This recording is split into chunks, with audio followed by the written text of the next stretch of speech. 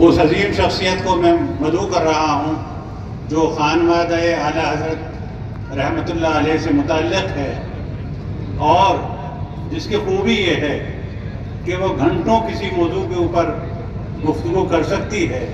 हमने उनके साथ ज़्यादती की है कि बहुत मुख्तसर वक्त दिया है, और जैसा कि मैंने अपनी गुफ्तगू के इब्तिदा में कहा था कि इन हजरात को ये फ़न बखूबी आता है कि किस तरीके से दरिया को कूज़े में बंद किया जाता है। इंशाअल्लाह अज़ीज़ मोहतरम तौक़ीर रज़ा खान साहब से मैं उम्मीद करता हूँ कि वो अपनी मुख्तसर सी गुफ्तगू के अंदर उन तमाम पहलुओं का अहाता करेंगे जो आज की इस कॉन्फ्रेंस का मौजू है। मैं गुजारिश करता हूँ कि तशरीफ़ लाएँ और अपने कलिमात से हमको महसूस करें।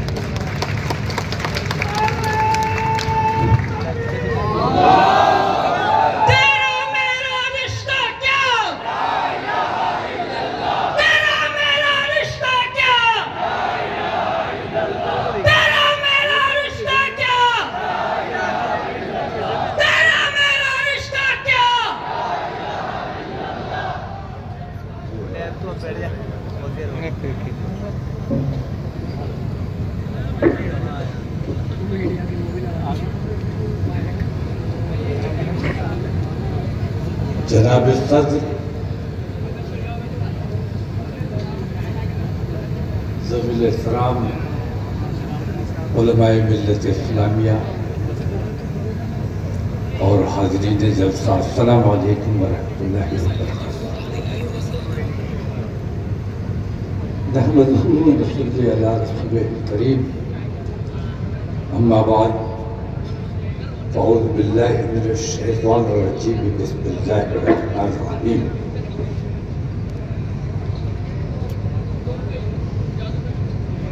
तहे दिल से शुक्रगुजार हूँ इस ज्वाइंट कमेटी का जिन्होंने ये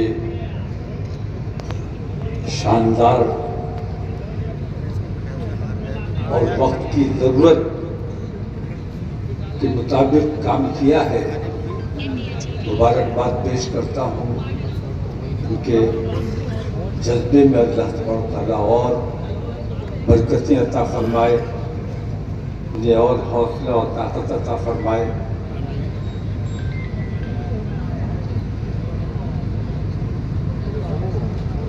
इस वक्त कुछ लोगों की सी कैफियत है।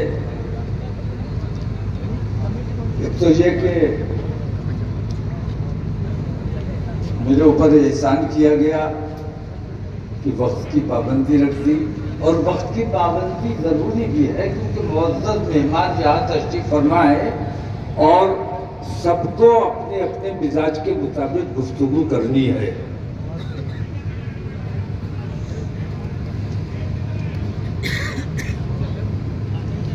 इस वक्त मैं तो अल्हम्दुलिल्लाह तकरीर का आदमी ही नहीं हूँ, मैं तहरीक का आदमी हूँ और बहुत तकलीफ में हूँ।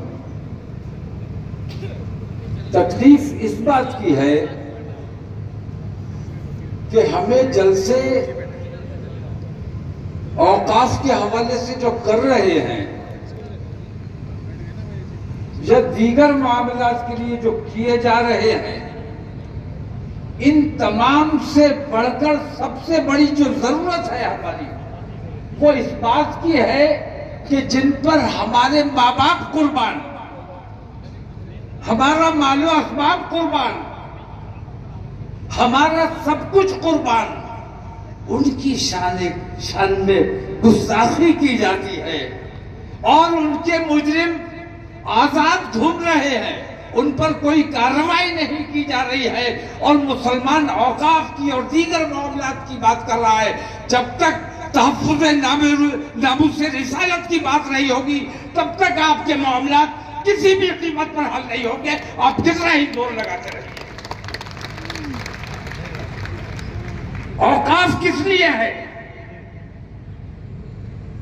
सरकार ने जो हमें बताया, हमें सिखाया, मैं हुकूमत की बात नहीं करता हूं, हुकूमत तो हमेशा बेईमान रही है, आज की हुकूमत सबसे ज्यादा बेईमान है।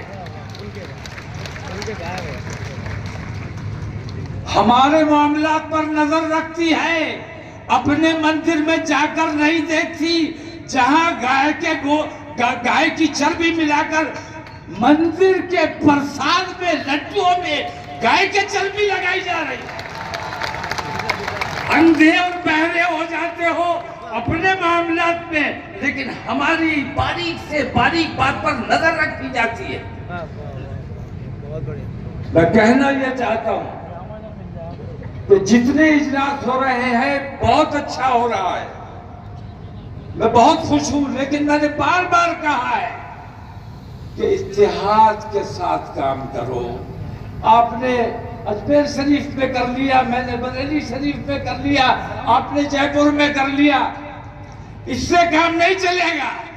ऐसे कितने जलसे होते रहते हैं। हुकूमत आपकी इन तमाम काविशों पर तवज्जो बिल्कुल नहीं देगी। अगर आपको अपनी बात मनवानी है तो उसके लिए यह जरूरी है कि तमाम मुसलमान मुत्तहिद होकर एक आवाज में एक साथ आओ और दिल्ली का घेराव करते हैं। मुत्तहिद होकर आओ, दिल्ली चलो। तमाम लोगों को मैं बता रहा हूं, पार्लियामेंट शुरू होने जा रही है 25 तारीख से। 24 तारीख का हमारा प्रोग्राम इंशाअल्लाह दिल्ली में होने जा रहा है, तहफ्फुज़े नामूस रिसालत कॉन्फ्रेंस।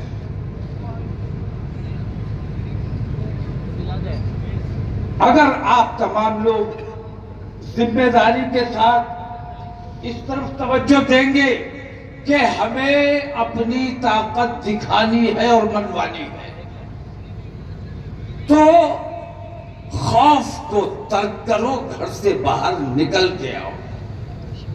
दिल्ली तक तुम्हें आना है और दिल्ली अगर आ जाओगे तो मैं तुम्हें ये यकीन दिलाता हूं कि इंशाअल्लाह इसी पार्लियामेंट के सेशन में इन दोनों बेईमानों की, बदमाशों की, जिन्होंने गुस्ताखी की है, इनकी गिरफ्तारी भी होगी और इसी पार्लियामेंट के सेशन में इस निंदा के खिलाफ बिल भी पास कराया जाएगा, कानून बनाया जाएगा कि किसी मजहबी रहनुमा के खिलाफ कोई आवाज नहीं उठाई जा सकती। अब डिपेंड क्या आप पे करता है। आप अगर आओगे, आप अगर खड़े होगे, अपनी बात मनवाने की कोशिश करोगे तो बात मानी जाएगी। और अगर इसी तरह बचे रहे कि मैं यहां कर लूं, मैं वहां कर लूं, मेरी शनाख्त हो जाए, रसूल आजम की शान में गुस्ताखी, मैं ये कहता हूं कि जिसने गुस्ताखी की उसका असल मकसद गुस्ताखी करना नहीं था, उसे शोहरत हासिल करना थी। और आज ये फैशन बन गया है कि मुसलमानों के खिलाफ आवाज उठाओ, मुसलमानों को तकलीफ पहुंचाओ, मुसलमानों की लिंचिंग कर दो, मुसलमानों को ज़दोकोब कर दो, कुरान की बेहुरमती कर दो, रसूल की शान में गुस्ताखी कर दो। बहुत वायरल होता है, बहुत लाइक्स मिलते हैं और हुकूमत बेईमान उनकी सरपरस्ती करती है, उन्हें गिरफ्तार नहीं करती है। और नतीजा यह होता है कि उनकी गिरफ्तारी न होने की वजह से गली मोहल्ले के छुड़बैये अल्लाह की शान में गालियां बकी जा रही हैं, रसूलुल्लाह की शान में गुस्ताखी की जा रही है। और ये हर जगह हो रहा है, हर जगह हो रहा है। अगर इस तकलीफ को महसूस करते हो, अगर तुम्हारे दिल में जरा सा भी इश्क़ रसूल है और ईमानदार हो अगर, तो मैं आप तमाम लोगों से ये दरख्वास्त करता हूं कि दिल्ली आओ और इसके खिलाफ कानून बनवाओ। ये तुम्हारी जिम्मेदारी है। औकाफ के हवाले से मैं इतना कहना चाहूंगा कि अल्हम्दुलिल्लाह हम बेदार हैं किसी के बाप की ताकत नहीं है कि हमारी जायदादों पर कब्जा कर ले। और मैं कहता हूं, तुम आओ, 24 तारीख को ये बात होगी, ये दिखाया जाएगा कि आज हम पूरे अमन अमान के साथ आए हैं, हाथ में तिरंगा लेकर आए हैं, कानून अपने हाथ में नहीं लिया है, कानून के दायरे में आए हैं। लेकिन अगर हमारी बातें नहीं मानी गई तो 15 दिन के बाद फिर आएंगे और उस दिन तुम्हारी जिम्मेदारी होगी, उस दिन हम अपने तरीके से आएंगे।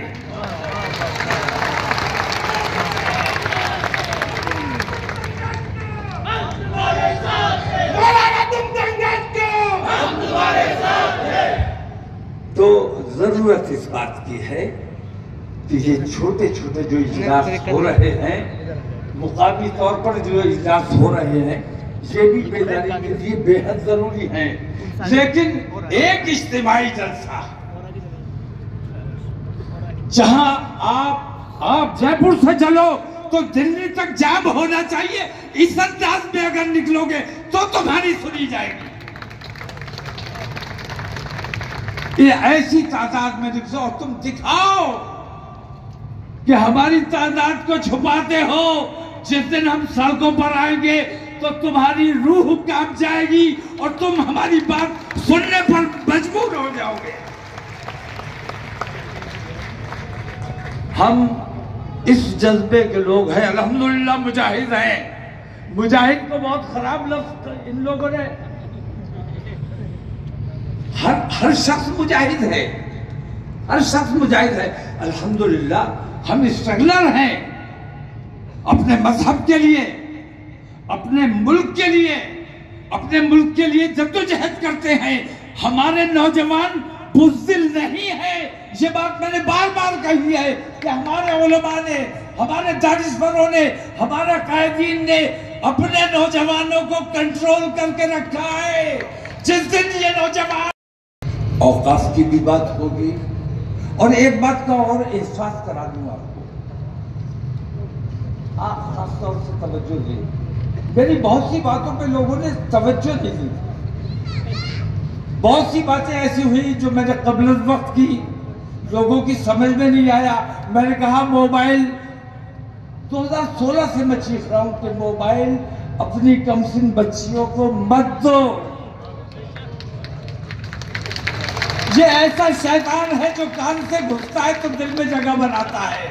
और मोबाइल जिस बच्ची के पास है वो है तो हमारे सामने, लेकिन कहां किसके टच में है, किसके राब्ते में है, हमें नहीं पता।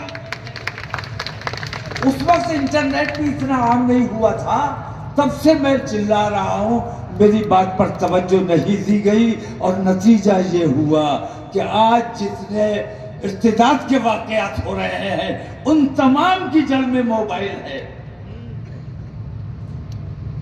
दूसरी बात, हमने जो हमारे साथ नाइंसाफियां हो रही है, बेईमानियां हो रही है, अभी 3 फैसले आपके सामने आए। उत्तर प्रदेश सरकार ने जो बुलडोजर चलाए, हिंदुस्तान में जो बुलडोजर चलाए गए, उन बुलडोजर चलाने वालों को, जिनके घर पे बुलडोजर चले, उनको 25-25 लाख मुआवजा देने का पाबंद किया गया है। 30 दिन के अंदर अगर तुम नहीं अदा करोगे तो तुम्हारे खिलाफ सख्त कार्रवाई की जाएगी, तुम्हारी सरकार को बर्खास्त किया जाएगा। बुलडोजर चलाओगे, अपने देश में बुलडोजर चलाता है, बिल्डिंग ने कोई जुर्म नहीं किया, तू अपने देश की बिल्डिंग पे बुलडोजर चला रहा है, तू अपने देश का दुश्मन है। हमारा दुश्मन बाद में है, हमारे देश का नुकसान कर रहा है, इसलिए हमारा दुश्मन है। ये फैसला आया, आपके इल्म में है,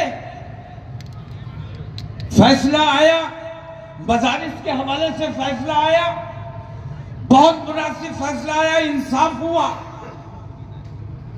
मुस्लिम यूनिवर्सिटी के हवाले से फैसला आया, हमेशा अटका के रखा गया फैसला आ गया, माइनॉरिटी किरदार बहाल कर दिया गया इंशाअल्लाह। तो ये जो फैसले आए हैं, मैं आपको ये एहसास कराना चाहता हूं कि जब हमने ये कहा कि मुल्क में जो नाइंसाफियां हो रही है, बेईमानियां हो रही है, अदालतों में जो झूठे फैसले किए जा रहे हैं, बेईमानियों के फैसले किए जा रहे हैं, हम थक चुके हैं, अब बर्दाश्त नहीं हो रहा है। हम ऊपरी अदालत में जाएंगे, इंटरनेशनल कोर्ट ऑफ जस्टिस में हम जाकर अपील करेंगे कि हिंदुस्तानी मुसलमानों के साथ ये जुल्म और ये ज्यादती हो रहा है। हमें अपर कोर्ट में अपील करनी चाहिए कि नहीं करनी चाहिए? जब हमने ये ऐलान किया है तब इन लोगों को ये खौफ हुआ कि अब अगर बात इंटरनेशनल कोर्ट में चली गई तो हमारे तमाम फैसलों की छीछल अंदर हो जाएगी, बदनामी हो जाएगी, मुल्क की बदनामी। हम अपने मुल्क से मोहब्बत करते हैं, मुल्क की बदनामी नहीं चाहते, लेकिन मुल्क की बिल्डिंगों को नुकसान पहुंचा रहे हो, मुल्क के हिंदुस्तानियों को नुकसान पहुंचा रहे हो, मुसलमान से दुश्मनी नहीं कर रहे हो, तुम अपने मुल्क से दुश्मनी कर रहे हो। इसलिए हम मजबूर थे कोर्ट ऑफ जस्टिस जाने के लिए, लेकिन सुप्रीम कोर्ट को एहसास हो गया कि अगर कोर्ट ऑफ जस्टिस ये चले गए तो कितने फैसले हमने बेईमानी के किए हैं वो तमाम उन पर बात की जाएगी, खत्म कर रहा हूं, उन पर बात की जाएगी और मुल्क का इंसाफ बदनाम होगा। इसलिए अभी जो फैसले आए हैं उस दबाव में आए हैं। तो मैं कहना यह चाहता हूं कि टिट फॉर टैट से काम चलेगा। हम आदमी हैं तुम्हारे जैसे, जो तुम करोगे वो हम करेंगे, ठीक है? तो अब मेरी आवाज में आवाज मिला दो। जाते जाते तुम्हारे नजर 4 मिसरे करके जाना चाहता हूं कि हक के शहदाई हैं। बताओ हो क्या नहीं हो? हक के शहदाई हैं, बातिल को कुचल डालेंगे। हक के शहदाई हैं, बातिल को कुचल डालेंगे। गर्दिशे तहर भी उलझी तो मसल डालेंगे। और हमने जिस दौर को चाहा है बदल डाला है, और जिस दौर को चाहेंगे इंशाअल्लाह बदल डालेंगे। दिल्ली में मैं शामियाना लगा के, स्टेज सजा के आपका इंतजार कर रहा हूं।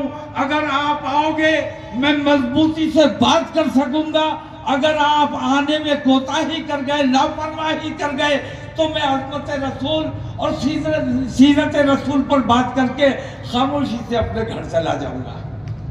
जिम्मेदारी आपकी है, काम आपका कर रहा हूं। आपके अंदर अगर वाकई इश्क़ रसूल है तो इस जिम्मेदारी को पूरा करना।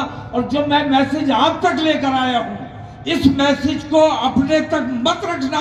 इस मैसेज को जहां जहां तुम्हारे अजीज व अकारिब है, दोस्त अहबाब है, रिश्तेदार है, ताल्लुक वाले हैं, उन तमाम में व्हाट्सएप ग्रुप में तमाम लोगों को ये मैसेज शेयर करना अब आपकी जिम्मेदारी है। अस्सलाम वालेकुम।